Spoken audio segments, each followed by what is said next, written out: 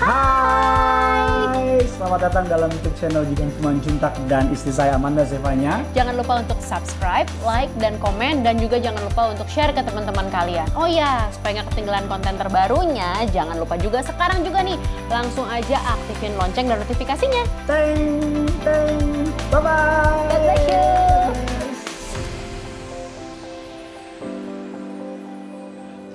Sometimes I love you, sometimes you make me blue, sometimes I feel good, at times I feel used, loving you darling, makes me so cold. Jebolan Indonesian Idol Junior tahun 2015 yang kini sudah memiliki 4 single. Salah satu single yang hits adalah Penolong Yang Setia. Sudah lebih dari 5 juta penonton yang menyaksikan video klipnya di YouTube. Gadis kelahiran 8 Januari 2001 ini baru saja lulus SMA di tahun 2019 lalu. Dia aktif dalam pelayanan gereja, pernah melayani sebagai choir, dan sekarang aktif dalam pelayanan sebagai singer. Anak keempat dari 4 bersaudara ini baru saja ditinggal saudari kembarnya, Melisa Sidabutar, yang kembali ke pangkuan Bapa di surga di tahun 2020 lalu. Nah, kali ini kita akan menyaksikan kisah perjalanan spiritual dari Melita Patricia Sidabutar yang tentunya pasti memberkati dan menginspirasi, khususnya untuk anak-anak muda di luar sana. Bagaimana menjalani hidup di masa muda, namun tidak tenggelam di kegemerlapan dunia, justru memilih untuk melayani Tuhan. Eksklusif hanya di YouTube channel Gideon Simanjuntak dan Amanda Zevanya. Enjoy, happy watching, Tuhan Yesus memberkati. Hai, jumpa lagi bersama dengan saya Gideon Simanjuntak dengan istri saya Amanda Zevanya. dalam segmen setelah Minggu. minggu. Seperti yang sudah-sudah, segmen setelah minggu adalah segmen di mana kami mengumpulkan setiap anak-anak muda, anak-anak Tuhan yang dipakai Tuhan secara luar biasa. Mengapa disebut sebagai setelah minggu? Karena kita di sini mau menceritakan, mau mengupas bagaimana anak-anak Tuhan ini menghidupi nilai-nilai kekristenan mereka dalam kehidupan mereka sehari-hari. Jadi kan mereka ke gereja dengar firman Tuhan dan bagaimana firman Tuhan tersebut mempengaruhi hidup mereka, makanya disebut setelah minggu. Bintang tamu, Ciaila bintang tamu ya kan, hari ini sangat spesial karena seseorang yang sangat dekat sama saya, tapi lebih dekat lagi sama istri saya. Jadi sepanjang tadi persiapan syuting dia ketawa, berhalusinasi, berjoget Korea dan sebagainya. Langsung saja kita sambut my dear sister. Ini disuruh diem. Oh iya. Melita Sidabutar. Oke, saya sudah dulu ya, biar mereka berdua aja selanjutnya. Kita dari tadi nggak bisa diem banget soalnya. Sampai Gideon bilang, aku nggak usah ikut lah ya, kalian berdua aja. Jangan dong, jangan. Hai Dek, apa kabar? Puji Tuhan, baik bang. Thank you for coming loh Dek. Yes. Dia tadi pada udah kita baik bang. Ngomong lagi. Oke, silakan Dak, aku nonton aja udahlah. Ada apa ya? Aduh, susah banget nih. Tenang. Dek, kamu sehat-sehat Dek? Puji Tuhan. Puji Tuhan sehat. Sekarang sibukan lagi apa? Kesibukan lagi proses album rohani, terus aku Dengar-dengar kita juga album memasak dan lain-lain. Iya. Oke. Album foto. Terus sibuk mau masuk kuliah juga bang. Ambil apa? Ya, aku ambil ilmu gizi. Oh, puji Tuhan. Ada yang netizen ambil hikmahnya aja katanya. Kuliah ambil hikmahnya aja. Oke, Dek. Kalau kita mungkin sedikit banyak udah tahu nih soal kamu dan keluarga, kita juga cukup kenal baik sama keluarga. Tapi boleh diceritain sama teman-teman yang nonton soal apa ya? Pengen tahu kamu tuh masa kecilnya seperti apa? Normal enggak gitu? Ada gimana? Masa kecilnya seperti apa? Terus keluarga gimana? Dan terutama pengen denger gimana sih sosok papa mama buat kamu? Masa kecil aku kalau dibilang menyenangkan ya menyenangkan sih, tapi memang aku bukan anak yang sering bergaul gitu kan, kakak sama abang tahu. Tapi dari kecil tuh emang papa mama emang family person banget gitu kan. Kemana-mana bareng, papa mama dulu pelayanan. Jadi awal aku pelayanan karena papa mama pelayanan. Jadi papa mama pelayanan, kita semua bareng. Pokoknya nggak pernah bisa lah gitu. Maksudnya abang-abang juga jarang main-main sama teman, aku juga jarang. Jadi emang bener-bener di keluarga aja. Dan memang papa mama udah yang kayak kita setiap malam tuh doa bareng gitu, pujian penyembahan bareng, terus kita baca Alkitab ganti-gantian kayak gitu. Emang dari kecil kayak gitu, sampai akhirnya pas gede baru aku sama Melisa sama Abang Adobonganol juga pelayanan sampai sekarang. Dulu Bang Don inget waktu jadi MC di sebuah cabang di gereja kita melayani, gereja Tiberias, Natalan terus ada kesaksian pujian penyembahan. Nah ini dua sama kembarannya ya, bocah nyanyi berdua ya kan, terus kita yang MC jadi malu ya kan, karena bagusan suara mereka. Ada fotonya, nanti kita insert. Oke. Ada fotonya. Apa sih Dek yang ditanemin sama papa mama dari kamu dan abang-abang dan juga Melisa kecil, yang ditanemin dan yang itu yang jadi pegangan kamu banget sampai sekarang dan ngejalanin masa muda kamu gitu? Ini jelas dulu dong, tanamin apa nilai-nilai dong. Iya kan nilai-nilai, tadi aku udah bilang tadi nilai-nilai. Mungkin orang tua kayak papa mama gitu ya, kita semua mungkin pasti basic lah yang kayak ngasih tahu Tuhan Yesus itu baik gitu kan, harus melayani Tuhan apa segala macam. Tapi yang aku dapetin sebenarnya akhir-akhir ini sih gitu. Aku jadi datang ke studio dan waktu itu dibilang kayak gini sama satu orang, dibilang, kamu emang kayak gini ya Mel, ini baru-baru ini loh, kamu kemana-mana itu kemanapun gitu kayak disenengin orang gitu kan. Terus aku kayak aku nggak tahu apa gitu, kayak aku ya cuman jadi diri sendiri aja gitu. Terus setelah aku mikir, kok maksudnya itu nggak cuma sekali dua kali gitu, orang ngomong berkali-kali, dan aku ngerasanya ini kenapa ya. Dan aku baru inget papa mama emang dari kecil tuh misalnya kayak ada orang jahatin, ada orang yang nggak enakin gitu, maksudnya kayak ya udah kita nggak perlu konfront ke mereka, nice. Kita nggak perlu balas ke mereka, nice. Karena yang balas pasti akan Tuhan gitu. Amen. Jadi kayak ya udah berdoa supaya setiap langkah kita diurapin sama Tuhan, supaya yang kita jalanin semua seturut dan sesuai kehendak Tuhan. Amen. Pasti nanti kita dijaga sama Tuhan. Dan aku akhir-akhir ini bener-bener baru ngerasain gitu, fully ngerasain, oh gini ya Tuhan gitu sih. Itu yang paling aku ingat sampai sekarang gitu. Oh papa mama nanemin nilai-nilai itu, makanya maksudnya kayak urapan Tuhan gitu atas hidup aku gitu, dan keluarga.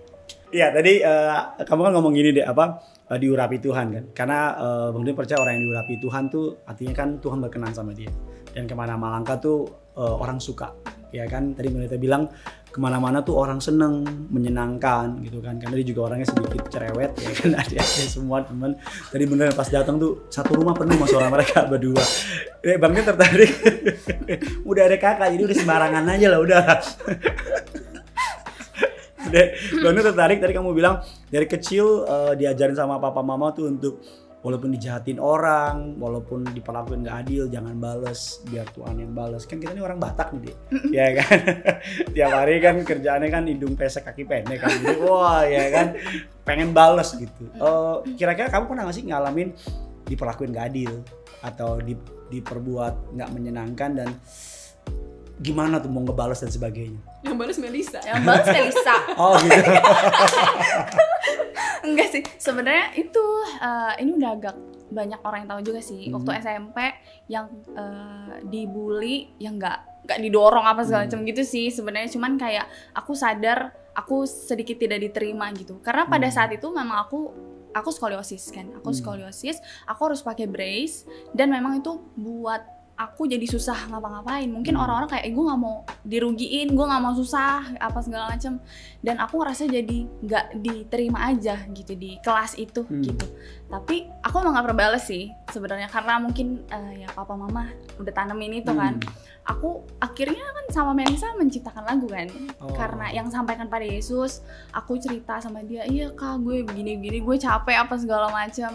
Akhirnya udah kita ciptain lagu, dan sampai sekarang orang-orang itu pun mereka nggak pernah buka mulut, nggak pernah bener-bener buka suara gitu ya untuk say sorry, untuk apa, bener-bener tiba-tiba aja baik, dan mereka nggak pernah sama sekali ngomongin yang enggak tentang aku sama sekali. Jadi emang kayak pada saat itu gue nggak suka, jadi kayak tapi dia nggak bisa salah, maksudnya mau nyari celah juga nggak ada gitu jadinya. Gitu. Jadi aku di saat-saat itu pun aku ngerasa kayak untung nggak bales gitu. Kalau bales kan jadi jelek kan gitu. Puji Tuhan sih nggak bales, dan akhirnya memutuskan untuk bikin lagu rohani yang emang dari hati. Puji Tuhan sekarang juga menyentuh banyak hati. Wow, memang itu panggilan kita anak Tuhan ya. Ketika ditimpukin, dijelekin pohon, ditimpukin kasihnya buah, ya kan? Kamu anak Tuhan, dibully sebagainya, keluarnya karya dan jadi memberkati banyak orang, ya kan?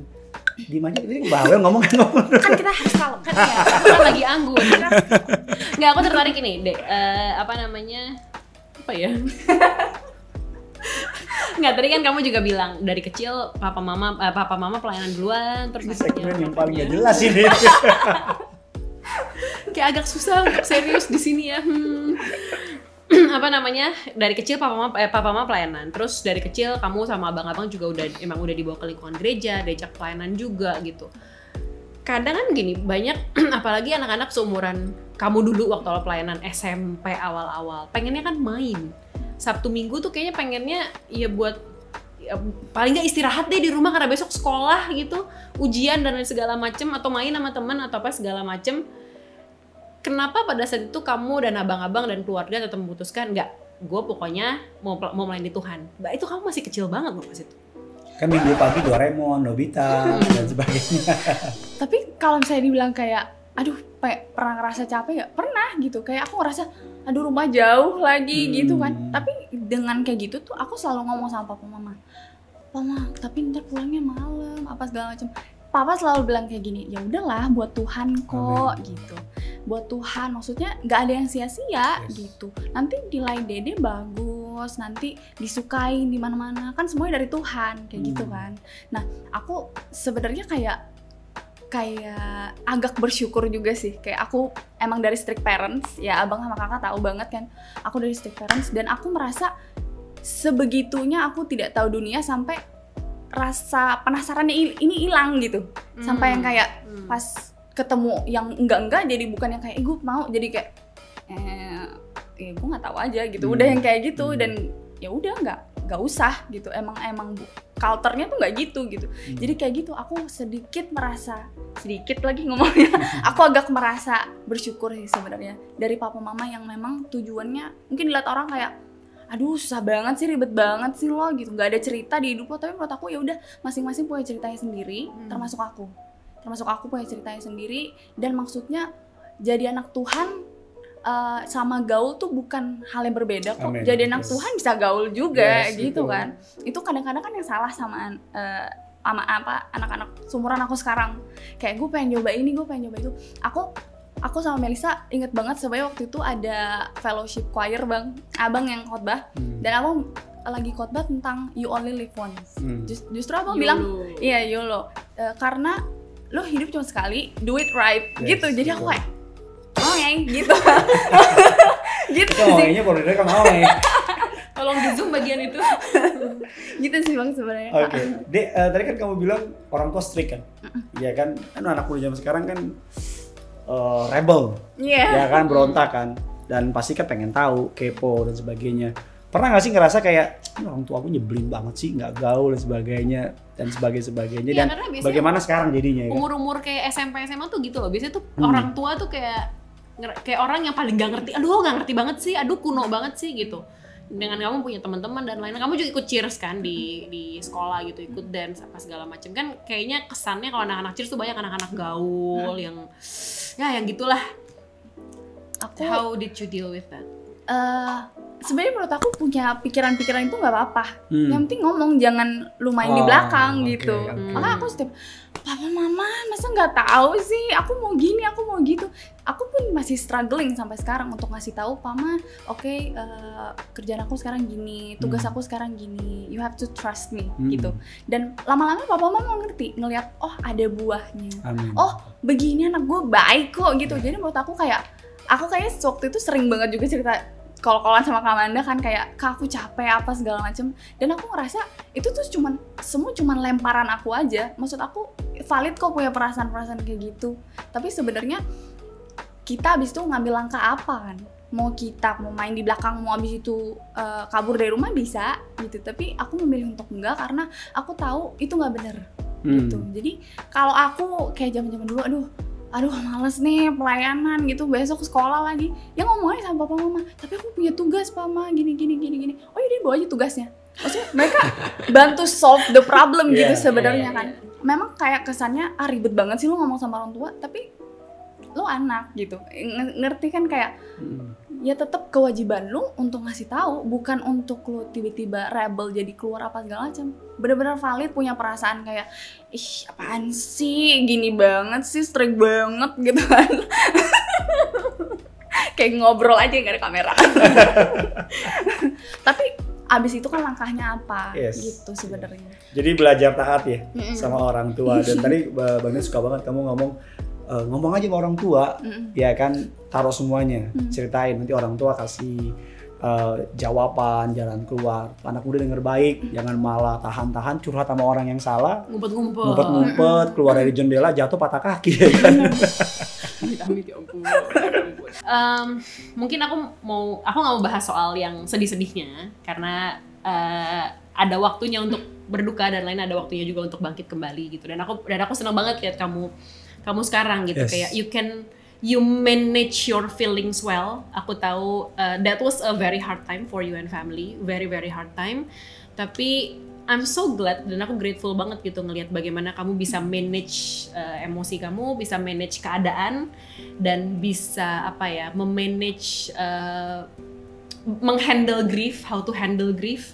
Aku ngucap syukur buat ngeliat kamu sekarang gitu. Tapi jadi makanya kita nggak mau bahas ke cerita-cerita sedihnya, tapi aku justru pengen kamu bisa share, bisa bagiin sama mungkin orang-orang yang membutuhkan gimana sih cara kamu bangkit dari rasa grief gitu, dari berkabung, kecewa, kehilangan, how you manage your grief. Dan grief itu bukan jadi satu hal yang bikin terpuruk untuk dalam waktu yang lama, tapi justru kamu bisa berbuah buat orang. Yang paling ya pasti berdoa ya itu. Kalau aku sih sebenarnya ketika rasa sedih itu datang gitu ya, maksudnya aku jujur-jujurannya sama abang sama kakak, itu tuh bisa kapan aja. Sampai sekarang pun aku masih bisa ngerasain itu gitu, masih bisa sesedih hari itu juga gitu. Tapi yang pertama aku lakuin memang doa, teriak sama Tuhan. Bukan yang kayak gue cerita sama siapa ya gitu, bukan yang gitu. Tapi maksud aku untuk cerita sama orang tuh boleh, tapi yang pertama kali lo harus cerita sama Tuhan. Teriak sama Tuhan. Tuhan tuh gak akan, aduh apaan lagi sih, gak akan kayak gitu. aduh tolong Tuhan jangan begitu Tuhan. Gak akan kayak gitu. Nah karena aku tahu Tuhan gak akan kayak gitu, ya Tuhan gak akan muak sama aku gitu kan. Amin. Aku bilang Tuhan aku capek. Aku capek, aku nangis terus sebenarnya. Tuhan, aku suka kayak sebenarnya gimana sih dia ngapain sih, gue kangen banget nih, suka yang kayak gitu kan. Tapi setelah aku berdoa, setelah jam-jam berdoa, aku nangis, bener-bener me time, aku matiin HP, itu bener-bener sering banget kayak gitu. Habis itu aku baru ya mungkin chat Kamanda, chat teman-teman aku bilang kayak oke, gue mau ngobrol nih. Tapi nggak ngobrol itu, emang yang kayak gue mau hiburan aja deh gitu. Tapi I know pas aku udah ngobrol sama teman aku, I'm healed gitu. Dan maksudnya luka itu bisa datang kapan aja, tapi aku bisa sembuh lagi kok sama Tuhan. Dan menurut aku penting banget setelah doa cerita sama orang yang benar sih. Jangan cerita sama orang yang kayak ya udahlah masih ada orang lain. Jangan, enggak gitu, enggak.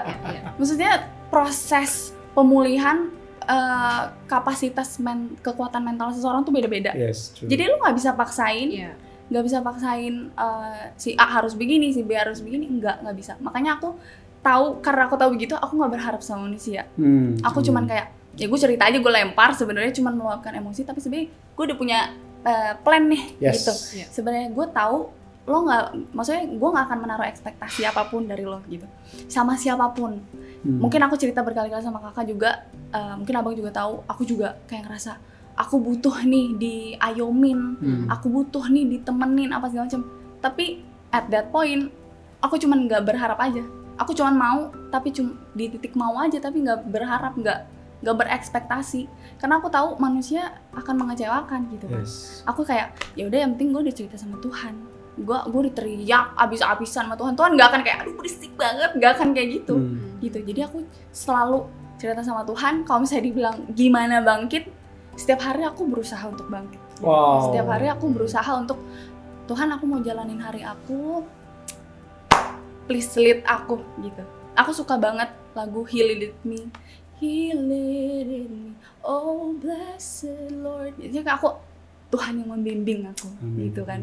Jadi aku sebenarnya setiap hari tetap kayak, Tuhan bantu aku. Aku nggak pernah skip, karena menurut aku ya gue bisa hidup sampai sekarang karena Tuhan. Yes. Gitu. Cuman kayak gitu. Jadi kayak apapun yang terjadi nanti itu sesuai persetujuan Tuhan. Bukan karena gue yang kuat, bukan karena aku yang gagah, tapi karena Tuhan yang ada selalu gitu. Selalu ada buat aku. Makanya aku setiap kali rasa itu datang, aku langsung, Tuhan, aku capek. Aku capek harus nangis dengan perasaan yang sama. Rasa sedihnya nggak hilang-hilang. Tuhan, kenapa? Tapi setelah teriak kayak, oke, I'm fine, kayak gitu. Karena kan rasa abis itu aku nggak tahu ya ngejelasinnya ke abang sama kakak gimana. Tapi ada rasa damai di hati aku bilang, you are gonna be fine. Gitu sih sebenarnya. Amen. Ya aku juga percaya kayak Tuhan Yesus itu source of healing gitu. Dia tuh sumber dari pemulihan, sumber dari kesembuhan gitu, ke penghiburan. Kita mungkin bisa nih, tapi ya itu kalau kita mau dapetin healing yang dari Tuhan Yesus, kita mesti mintanya sama Tuhan Yesus. Karena banyak orang yang minta kesembuhan, minta kayak happy dan lain-lain, kayak merasa terhibur, minta dari dunia juga bisa. Drugs, bahkan free sex dan sebagainya. Bisa dapat rasa, oh gue seneng nih, gue lupa sama masalah gue nih, gue lupa sama rasa sedih gue lewat dunia juga bisa. Bahkan kalau kesembuhan baik fisik maupun mental, mungkin ke dukun ada orang dapat sembuh gitu, tapi ya source-nya dari mana gitu, yang akan lead kepada kebenaran atau lead kepada hal-hal yang nggak baik, kepada binasa gitu kan. Makanya kayak yang tadi kamu bilang gitu, aku suka banget kayak pertama ngomongnya sama Tuhan gitu, nanti Tuhan kasih sarana penghiburannya, sarana kekuatannya dari mana terserah Tuhan, tapi He is the source of healing. Makanya kita mesti ngomong sama source-nya, mesti cari ke sumbernya dulu, which is Tuhan Yesus gitu. Dan aku pengen ngobrol sedikit, pengen gali sedikit soal mama.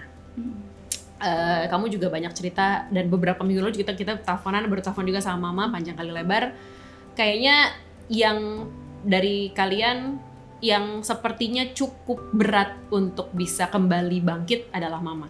Ya, dari papa, dari abang-abang, dari kamu sendiri juga kayaknya yang berat banget gitu kayaknya buat bangkit kembali tuh mama. Tapi beberapa minggu belakangan aku lihat mama mulai berkebun lagi, terus dia mulai bisnis sekarang. By the way, mamanya Melita ada jualan ayam andaliman, Mama Mel. Apa sih yang akhirnya membuat mama setelah sekian lama akhirnya bisa kembali? Oke, mari kita jalani hidup kembali, mari kita melangkah lagi. Dan gimana kamu, abang-abang dan papa menyikapi itu terhadap mama gitu? Kan setelah ngomong sama abang sama kakak, itu sebenarnya sebelumnya udah ada ngomong kayak gimana ya biar bangkit. Mama tuh udah basa-basi tentang mencari itu. jalan keluar ya. Udah mencari jalan keluar. Mungkin mama udah mulai yang kayak gue nggak bisa nih kayak gini terus. Mungkin karena ngelihat aku juga, ngelihat Bang Ade juga, ngelihat papa juga, dan mama kayak, tapi gue stuck di sini aja gitu kan. Akhirnya mama kayak sering ngomong gitu sama aku, gimana ya mama maju. Akhirnya kan ngomong sama abang sama kakak kan. Setelah itu sebenarnya belum. Tapi pas kembali lagi ke situ, pas mama mulai menyesal apa segala macem dengan semua kesedihan, aku ngomong kayak gini sama mama, mah udahlah, Dede capek. Aku ngomong kayak gitu, mah Dede capek.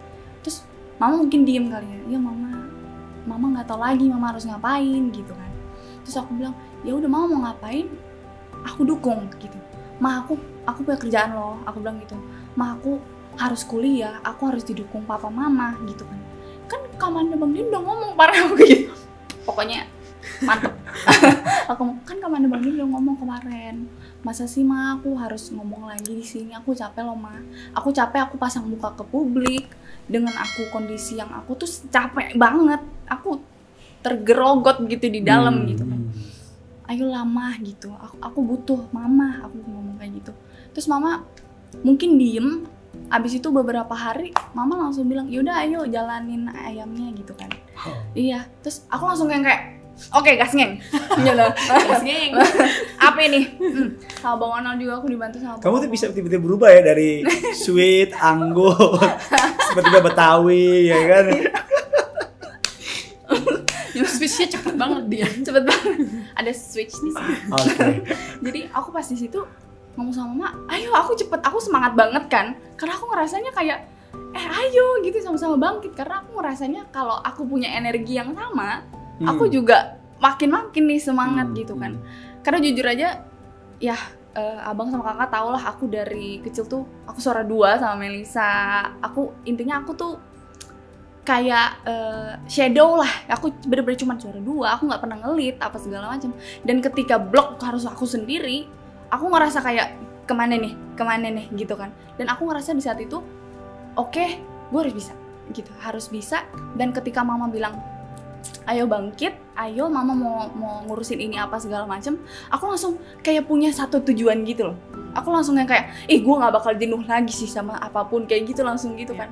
Waktu itu lagi masak ayam, terus habis itu aku kayak kepanasan gitu kan. Aku makan yogurt ya kayak abang-abang gitu kan. Habis itu aku kayak panas banget kak. Habis itu aku terus mama langsung, Dek sini dulu. Terus aku apa mah gitu kan. Aku udah negatif tinggi sebenarnya, mama mau ngomong apa lagi gitu. Terus mama ngajak keluar, aku langsung kenapa nih gitu. Terus pas keluar mama ngasih tahu ini tanaman mama gitu kan. Aku tuh sebenarnya speechless banget di situ. Aku langsung keluarin HP, aku langsung bilang mama mau difotoin nggak? Aku langsung gitu kan. Karena masak, tanaman itu semua hal yang tentang Melisa. Aku lebih ke cowok-cowok gitu ya. Nah pas mama mulai menyentuh yang related sama Melisa, aku kayak oke, mau direkam gak nih? Ayo 1, 2, 3 gitu kan. Dan mama senang, mama ngerasa aku mendukung gitu. Makanya aku kayak mungkin kuncinya biar mama stay di situ, aku harus mendukung gitu. Jangan gue sibuk, jangan gue cuman mau didukung tapi gue gak dukung gitu. Ini kan that moment kan hit you hard ya. Bener-bener istilahnya kamu tuh lagi the lowest point of your life. Jadi kamu juga bilang, karena gue kenal Melita yang sekarang tuh sangat berbeda, sangat berbeda, lebih mandiri, lebih strong, terus juga ngomongnya juga pede. Apakah ini justru malah dalam tanda kutip kehilangan orang yang paling kamu kasihi, tapi justru kamu malah menemui sesuatu yang baru, dan bahkan mungkin dari kamu bisa ngedit, jadi malah misalnya dan sebagainya. Apakah justru ini malah karena kamu berlari kepada Tuhan dan jadinya kamu kayak bersinar dan sebagainya? Sebenarnya aku sama Melisa sama ya, maksudnya kayak kita ngapa-ngapain kan bareng gitu. Tapi memang aku ngerasa aku lebih lagi pas setelah kejadian ini gitu. Memang lebih lagi baca renungan, berdoa apa segala macam. Tapi yang satu aku sadar banget sampai sekarang pun ini bukan aku. Aku tahu banget yang aku jalanin sekarang udah ya aku sama Melisa gitu. Aku sama Melisa, bener-bener aku sama Melisa. Karena aku dari dulu aku tahu kayaknya gue bisa ngedit sih, gue punya pikiran. Tapi kayak aku tuh selalu kak lu aja gitu. Kak waktu itu sempat ngurus kuliah di 2 universitas, dua-duanya Melisa yang bikin punya saya. Maksudnya semua yang dikasih Tuhan sama Tuhan sekarang ini lewat Melisa, lewat kejadian Melisa, udah jalannya Tuhan aja. Aku percaya Tuhan punya rancangan yang lebih lagi bahkan daripada ini gitu. Mungkin ini masa persiapan aku, mungkin kemarin masa persiapan aku, atau bahkan ini masih persiapan gitu kan. Jadi kayak oke, mau taat lanjut gitu, lebih yang kayak gitu. Tapi apapun itu endingnya buat kebaikan. Iya, aku sering banget menghilang sebenarnya dari media sosial gitu. Aku posting apa segala sesuatu karena ada orang-orang sekitar aku yang lu posting ini aja gitu. Ada lu gini aja kasih ide gitu. Dan menurut aku kayak ya nggak ada salahnya gitu. Tapi aku sering banget menghilang karena aku ngerasa aku nggak siap. Mungkin orang-orang dunia kayak nggak siap jadi kayak yang ngikut yang salah. Tapi aku tahu aku nggak siap, makanya aku cut gitu. Daripada salah gitu, makanya aku cut. Nice. That's wisdom sih ya, daripada nggak udah tahu nggak siap tapi dipaksain malah jadi kecemplung. Kan kita yang paling tahu siapa diri kita. Iya, that's wisdom. Pertanyaan terakhir deh, sebelum kita ketawa-ketawa dan kalian menjadi halusinasi dan sebagainya. Ini mereka punya bias masing-masing dan mereka katanya ditelepon sama BTS lah, ditelepon sama EXO lah dan sebagainya. Dan tadi gue di belakang kayak Tuhan Yesus, apa yang terjadi gitu kan? Dek, Bang Dion mau tanya sama kamu. Kamu capek nggak sih kalau ketemu orang baru? Oh ini Melita yang aduh ditinggal sama kakaknya ya. Dan harus cerita lagi dari awal, ulang lagi kayak repetisi cerita kayak gitu. Dan kalau capek gimana kamu ngindarinya? Terus gimana sih kamu pasti kan kayak faking gitu kan kayak ya kan? Iya, karena kan kita juga nggak selalu dalam keadaan mood yang baik untuk. Iya lah, nggak kayak sebagai contoh menghandle misalnya amit-amit ya, misalnya barang hilang. Barang hilang lu gimana? Satu. Barang hilang gimana? Kedua. Nah, apalagi kamu kan cerita kamu kan udah istilahnya Indonesia Raya kan, tanah air tercinta kan, jadi semua orang tahu, ya kan, dan kalau tahu, oh ini yang ini ya, aduh pandangan-pandangan kasihan, aduh, how you handle sih gitu? Aku pernah dapat komen kayak Apalagi nih orang-orang yang ngerasa lebih sedih daripada Boleh. dia yang lebih kehilangan ya daripada gue. Tapi aku agak panjang. Jadi kayak aku tuh sering banget yang kayak tadi kakak bilang kayak lo kangen Melisa nggak? Ada yang kayak gitu. Misalnya aku bikin video lucu apa segala macam. Melisa sekarang udah bahagia ya. Lah, gue harus sedih terus gitu loh. Maksudnya kayak kalau lo nggak mau lihat gue bahagia tinggal scroll gitu kan. Tapi aku nggak balas sih. Itu yang kayak gitu-gitu, yang kayak komen apa segala macam aku nggak balas. Yang susah tuh kalau orang dateng kan, ketemu aku apa segala macam. Awal-awal aku kayak iya ceritanya begini, ladenin. Lama-lama lihat YouTube. Lihat YouTube, cepet gitu. Tapi aku kayak nggak mentah-mentah bilang lihat YouTube gitu kan. Aku lebih yang kayak iya kan kalau di YouTube ya cerita lengkapnya sih. Tapi ya udah aku cerita bener-bener garis besar. Iya, jadi waktu itu kejadiannya emang 8 Desember ya blablabla. Udah sih gitu aja. Cerita lengkapnya YouTube. Kayak gitu. Tapi aku masih susah handle tuh yang kayak ada orang-orang yang merasa lebih sedih daripada aku gitu. Dan mau bawa kamu ikut sedih juga. Bawa aku ikut sedih juga kayak sebenarnya boleh kok posting tentang foto aku sama Melisa dulu, nggak apa-apa posting aja selalu gitu kan, tapi jangan dengan konotasi yang sedih dong, gitu dong. Maksudnya kayak semangatin gue dong gitu, gimana sih lo gitu kan. Emosi saudara. Gitu. Tenang, sabar. Terus ada juga salah satu komen yang sebenarnya bikin aku sedih sih, cuman sekarang aku udah biasalah, dia nggak ngerti atau mungkin dia caper aja gitu kan. Ada yang ngomong kayak gini, inget ya Melita, kamu terkenal karena Melisa. Aku kayak wow. Aku kayak oke. Tapi yang susah handle ya orang-orang kayak gitu, yang ketemu merasa mereka kerabat paling dekat, ngomong sedih banget apa segala macam. Nggak lihat tadi saya. Gitu sih sebenarnya. Oke, saya pergi dulu biar mereka jadi belaga gila dan sebagainya. Dek, buat penutup, mungkin ada dua sih. Aku mau untuk sums up pembicaraan kita di hari ini. Kasih pesan buat teman-teman yang seumuran kamu. Karena di seumuran kamu nih akhir-akhir belasan dan awal-awal 20-an biasanya mereka tuh suka galau dalam hidup. Kayak mereka nggak tahu bagaimana menghandle ABCDE things dalam hidup mereka. Terus juga banyak yang, apalagi dengan era kayak sekarang yang social media, TikTok dan lain-lain, Reels yang kayaknya orang gampang banget buat dikenal, buat dapet fame, buat ini lucu apa segala macam, dapat followers, dapat likes. Iya, orang pengen viral apa segala macam gitu. Kamu sebagai seorang anak Tuhan yang di usia tersebut, di range usia yang kalau kita yang udah lebih gede itu mungkin ngelihatnya kayak dalam tanda kutip perawan nih, kayak mesti dituntun dengan bener banget supaya nggak salah jalan, supaya nggak salah langkah gitu, untuk menghadapi ya itu keterbukaan sosial media kayak sekarang. Dan kamu juga kayak tadi kita bahas dapat spotlight hanya dalam semalam. Bagaimana kamu menghandle-nya dan gimana sih supaya tetap berada di jalan yang benar, di jalannya Tuhan, dan supaya semua yang ada di dunia ini tuh nggak konsum kamu dari dalam, tapi justru kamu bisa give keluar ke orang-orang sekitar kamu seperti yang kamu lakuin sekarang gitu. Kamu menghandle berbagai hal dalam hidup kamu dengan atas anugerah Tuhan dengan baik, sehingga bisa jadi berkat buat orang yang lihat kamu. Mungkin ini terdengar sangat klise, tapi aku percaya setiap harinya harus diawali dan diakhiri dengan doa sama Tuhan. Ya. Jadi mau mulai kerja berdoa, tanya Tuhan, berdoa sama Tuhan. Terus misalnya ada undangan apa kayak segala macam itu tanya Tuhan, berdoa. Maksudnya bener-bener libatin hal sekecil apapun tuh sama Tuhan. Aku percaya dari situ Tuhan akan buka jalan. Aku sebenarnya percaya. Tapi mungkin ini kayak orang-orang kayak oke, tinggal doa gitu. Nggak segampang itu, sobat-sobat. Nggak segampang itu. Sobat. Kaulah muda. Menurut aku nggak semudah itu gitu. Jangan berharap Tuhan gak jawab doa gue, tapi lu gak baca firman. Menurut aku. Jadi kayak gue udah teriak sama Tuhan, tapi Tuhan gak jawab gue, ya lu baca firman gak? Gitu. Maksud aku harus diisi terus sama firman Tuhan. Don't say God is silence when you don't open your Bible.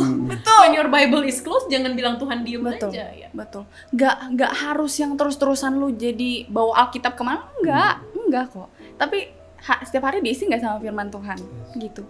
Jadi kalau menurut aku kayak tadi, karena buat anak-anak muda seumuran aku juga, karena hidup ini cuma sekali, lakukanlah dengan benar. Di setiap harinya, di setiap aspeknya berdoa sama Tuhan, tanya sama Tuhan, dan jangan, itu sih yang paling penting, isi sama firman Tuhan.